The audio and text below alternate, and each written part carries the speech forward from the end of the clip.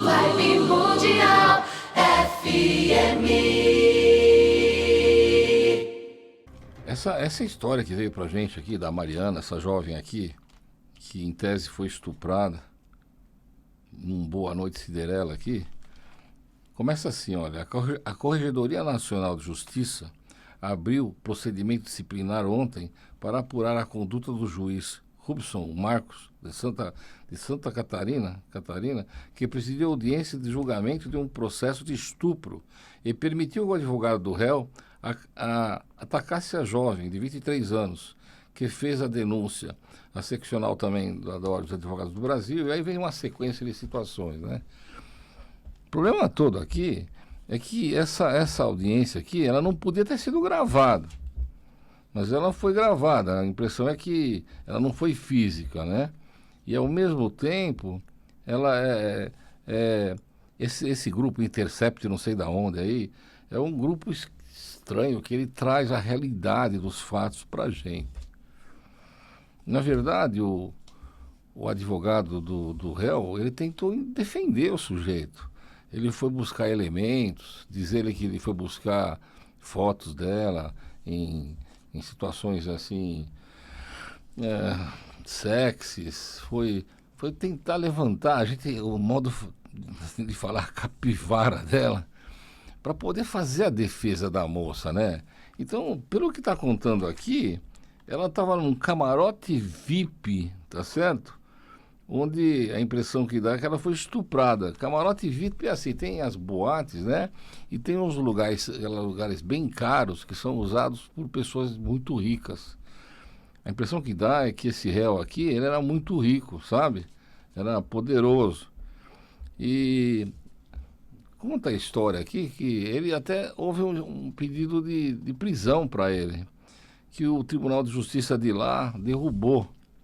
Então, o que quer dizer é o seguinte, olha, é saber se esse estupro é consensual. Estupro não existe consensual, ou não. Então, o promotor de início achou que não era consensual, era estupro, e ao mesmo tempo o advogado defendeu uma tese aqui que o estupro era culposo, que não tinha intenção.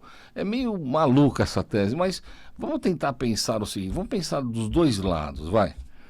Qual que é a função do advogado? É tentar defender o cliente. Como é que ele vai fazer a defesa do cliente? Além das testemunhas que são arroladas lá e são ditas, é a palavra dela com a palavra dele. Onde aconteceu os fatos? Numa boate, mais bem colocado. Lá num local assim apartado, assim, que é só para rico. Que seria assim um camarote VIP. O que ela estava fazendo lá? Estava trabalhando? Como é que ela aceitou essa situação? Ela entrou nessa fria por um Boa Noite Cinderela, ele deu um remédio para ela tomar, mas ela estava bebendo?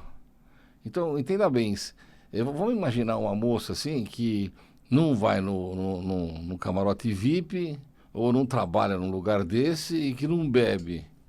É evidente que a moça vai se preservar e não vai entrar numa fria. Todo mundo sabe o que é uma Boa Noite Cinderela. O advogado de verdade, ele tinha de fazer a defesa dele. Ele foi contratado para isso, é a obrigação dele. Então eu acho que a investigação, dizer que ele atacou a moça, não. Ele defendeu o cliente dele, é diferente. Se a moça tem razão ou ela não tem razão, são as provas dos autos que vão dizer essa situação.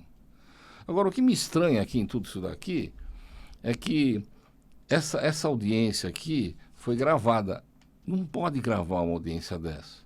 Se esse Intercept aí divulgou, essa matéria ela não poderia ser nem levada a conhecimento público. O Tribunal de Justiça, quando receber a apelação dela, ele vai analisar os fatos e ele pode decidir se o juiz agiu com parcialidade, se o promotor não fez a parte dele, se o advogado teve excesso.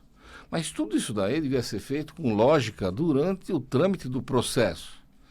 Por aqui a gente está notando que uma sentença de improcedência de um estupro Agora, com a apelação, o sujeito vai ser condenado e vai para a cadeia porque o Intercept gravou isso daqui e tornou público. Como é que fica a defesa dele? E, em tese, se ele tiver razão e se for consensual, o juiz sempre decide pela dúvida, na dúvida para o réu.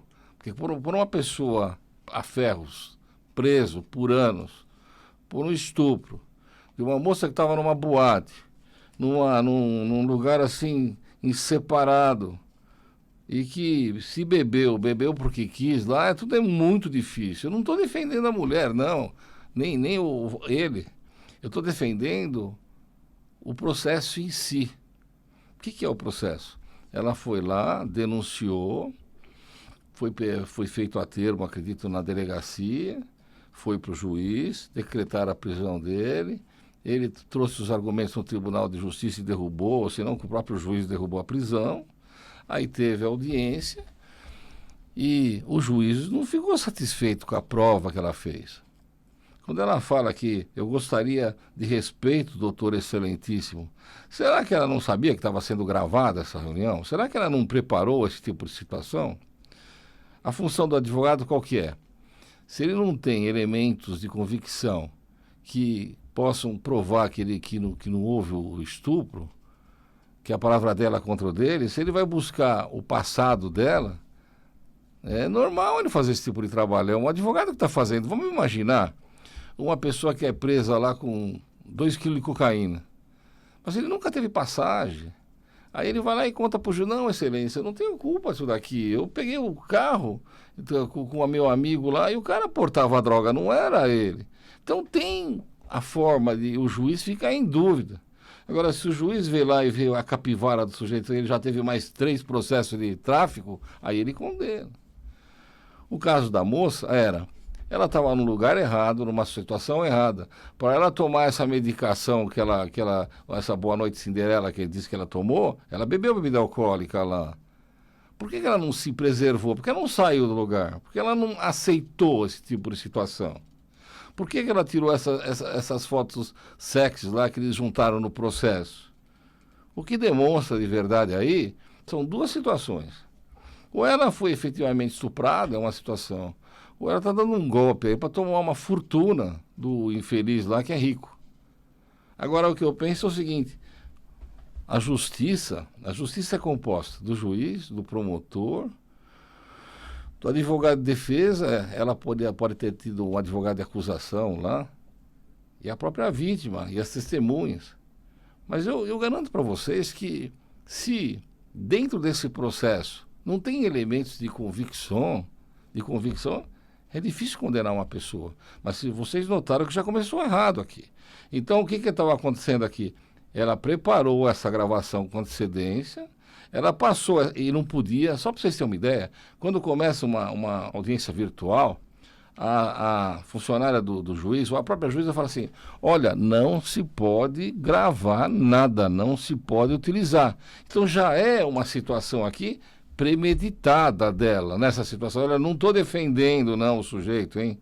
Eu estou dizendo para vocês que se isso daqui foi uma maquinação, da mesma forma como foi maquinado o estupro, com o objetivo futuro de uma indenização milionária, a gente fica preocupada com isso. Colocar um sujeito na cadeia porque teve uma relação consensual com uma moça numa boate, num local assim avantajado, lá numa parte VIP de lá, é outra situação. Então, o que eu falo para vocês, moças, olha, é evidente que você não vai procurar um lugar horroroso para ficar e ter um tipo de problema desse.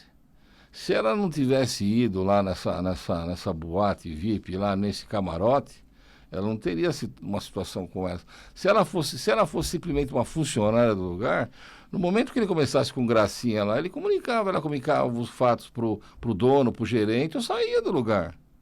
Agora, beber lá dentro, entrar nessa situação e ao mesmo tempo entrar numa fria dessa daqui, depois dizer que houve um estupro e ainda pôr a culpa no juiz, no promotor, quer dizer, está todo mundo errado? Quem está certo aqui é a Intercept, que foi lá, pegou a fita dela, que eles prepararam, mandaram para lá, e agora o juiz vai entrar bem, o promotor vai entrar bem, o advogado vai entrar bem, e ainda esse sujeito vai ser condenado e vai para a cadeia, tendo que ele foi preso. O que eu fico preocupado aqui, gente, é o seguinte, olha, eu defendo as mulheres, sim, defendo. Mas tem situações e tem situações. Dizer que o sujeito estuprou ela, que deu uma boa noite de Cinderela, quando ela estava numa boate lá e ela tomou lá os negócios lá para ficar assim, porque ninguém abre a boca de graça, ele não abriu a boca dela e colocou lá o remédio. O que está mais parecendo aqui, Glauber, de verdade, é que isso daí foi armado com o objetivo de tirar uma grana desse sujeito que não tem tamanho numa indenizatória. E não é justo. Outra situação, os jornais, a mídia, e os próprios lá, os procuradores, os juízes, a corregedoria, está obrigando o Tribunal de Justiça a reformar a decisão e condenar o sujeito por ir na cadeia. Sendo que nem o juiz, nem o promotor acharam elementos de convicção para isso. É chato da gente falar isso, é chato. Mas olha, vamos imaginar que a gente tem uma filha, né? A gente tem que tomar conta dela, não tem? É claro, uma moça. Tal. Pô, você acha que é legal? Ela vai numa boate lá, ou vai trabalhar numa boate, vai com uma roupa lá mais sensual, tira a fotografia, faz o diabo. E o que o advogado tem de fazer? Ele tem de levantar isso tudo e trazer a baila. Será que agora fazer a defesa indireta da pessoa? Olha, a moça, ela diz aí que o negócio não foi amigável, mas olha, ela tem aqui, olha as fotografias dela, olha como ela se comporta na sociedade. Vocês entendem o que eu estou falando? Procedimento criminal é diferente de procedimento civil. No procedimento civil acaba em indenização, acaba em condenação, mas não na prisão. Essa moça aqui, o que ela devia fazer? Ela devia apelar para o Tribunal de Justiça, contar o que ela estava resignada, noticiar os fatos e deixar para o Tribunal de Justiça, segunda instância, verificar se mantém a sentença ou não. Agora, ela atropelou tudo isso. Ela deve conhecer o juiz do processo, deve conhecer o promotor do processo. Esses caras têm família, tem salário, eles vivem disso. Eles conhecem o procedimento.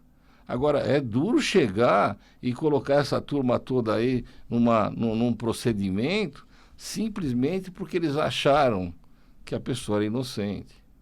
O fato de não ter provas suficientes para condenação, a gente sempre fala, na dúvida, para o réu. Não é para a sociedade aqui, não. Porque vão pôr uma pessoa na cadeia. Vibe Mundial 95,7.